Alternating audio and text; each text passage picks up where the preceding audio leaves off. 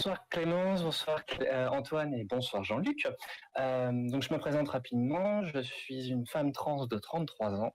Je tenais à vous remercier de faire figurer l'avance des droits des personnes trans dans votre programme. C'est un des rares candidats à le faire. Et j'avais deux questions en lien avec ce sujet. Je voulais savoir avec quelle rapidité ce serait ajouté au calendrier une fois que vous serez élu. On croise les doigts. Et l'autre question serait qu'est-ce que vous pourriez ou compteriez faire pour éviter un mouvement comme il y a eu avec la Manif pour tous, qui a énormément affecté toutes les personnes qui étaient en faveur du mariage pour tous. Euh, voilà, qu'est-ce que vous pourriez faire contre ces réactions assez dangereuses pour vous au final? Merci beaucoup. Bon, je vous réponds d'abord sur le fait que, bon, qu'il y ait des gens pas d'accord dans une démocratie, c'est assez normal. Bon, ils réagissent comme nous-mêmes, quand on n'est pas content, c'est qu'on a des bonnes raisons. Les bonnes raisons des gens qui s'opposent à la liberté individuelle et à la totale possession de soi, parce que c'est de ça dont on parle, hein, on le comprend. Il peut y avoir des fois des idées religieuses qui sont derrière ça. Ça dépend d'ailleurs. Les religions sont plus ou moins ouvertes sur le sujet. Bon, il peut y avoir des raisons religieuses, il peut y avoir des raisons philosophiques ou tout ce qu'on veut, ou bien ça énerve ou je sais pas quoi, ou bien on a l'impression qu'on va contre un certain ordre évident de la nature, comme on dit souvent. Alors, moi, je ne suis pas choqué qu'il y ait des réactions, et je pense que notre devoir à nous, c'est de convaincre. Mais c'est clair que si on vote pour le programme, bah, la liberté du genre, ça existera. Alors, je commence pour dire, je pense que j'aurai de bons arguments. J'ai pas besoin de faire tant d'efforts que ça. Pourquoi? Parce que ça existe déjà. Les gens qui me diraient, mais qu'est-ce que vous avez encore inventé? La liberté du genre. Bon, pour moi, c'est les trois libertés fondamentales que je veux mettre dans la Constitution. C'est l'IVG, pour qu'on arrête d'en discuter continuellement. Deuxièmement, le droit au suicide assisté. Et troisièmement, la liberté du genre. Alors, la liberté du genre, honnêtement, moi, je ne savais pas ce que c'était avant qu'on m'en parle, avant que mes plus jeunes camarades m'en parlent, et avant que je le vois se mettre en place dans certains pays. Donc, je me suis renseigné, on m'a dit, mais en France aussi. Sauf que c'est super compliqué.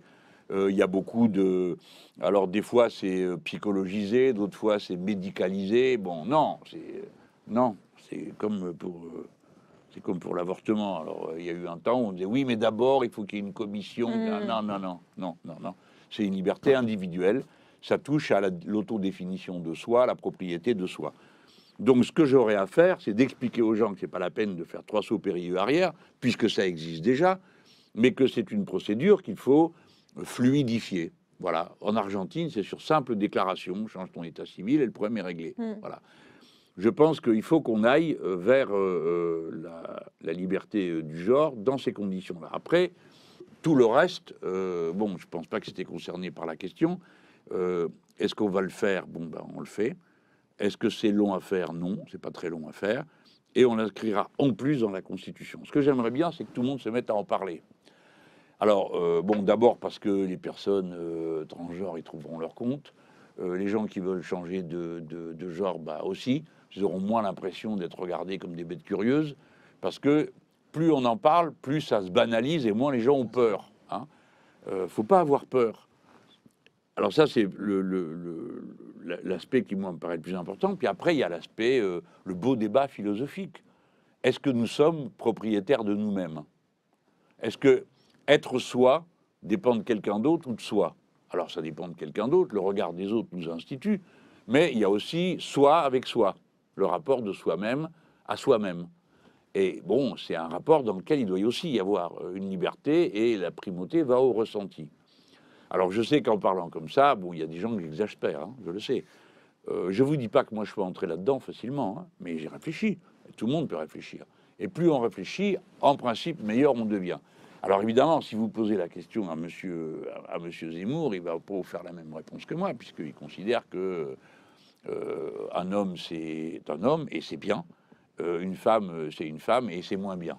Hein. Donc, voilà. Bon, une fois qu'on a des catégories pareilles, le débat il est quasiment figé, puisque lui pense que les aptitudes sont différentes. Tu parles alors, ça me paraît assez évident, puisque les unes peuvent enfanter et pas les autres. Mais de là en tirer des conclusions sur les niveaux intellectuels, ça me paraît absurde, et pourtant lui, ça le dérange pas. Mais enfin bon, on va pas passer notre temps à parler d'un personnage aussi caricatural, mais je veux quand même pas mépriser son point de vue, parce que c'est celui d'un tas de gens qui pensent à ce niveau-là que non, il y a des limites qu'on peut pas franchir. Hein. Eh ben si, on peut. Chaque fois que ça se fait, je vous dirai pas que les gens sont plus heureux, parce que le bonheur est une affaire compliquée, qui n'inclut pas que la question du genre dans lequel on se sent à l'aise, parce que moi je suis à l'aise dans mon genre, mais ça ne veut pas dire forcément que je suis heureux à cause de ça. Je suis heureux pour d'autres raisons, parce que j'aime, parce que je suis aimé, parce que plein de choses, hein, voilà. Donc le bonheur n'est pas entièrement lié à une question, mais souvent le malheur, si. Il y a une question qui vous pourrit la vie. Voilà comme on peut. En tout cas, on a un gros travail à faire d'explication. Et il faut recommencer 100 fois s'il le faut. Et s'il vous plaît, il ne faut pas prendre des postures à considérer que tous ceux qui ne sont pas d'accord avec vous sur le sujet sont d'odieux réactionnaires. Il y en a, c'est vrai, mais pas tout le monde. Il y a plein de gens de bonne volonté, mais bon, qui ne comprennent pas où est le problème.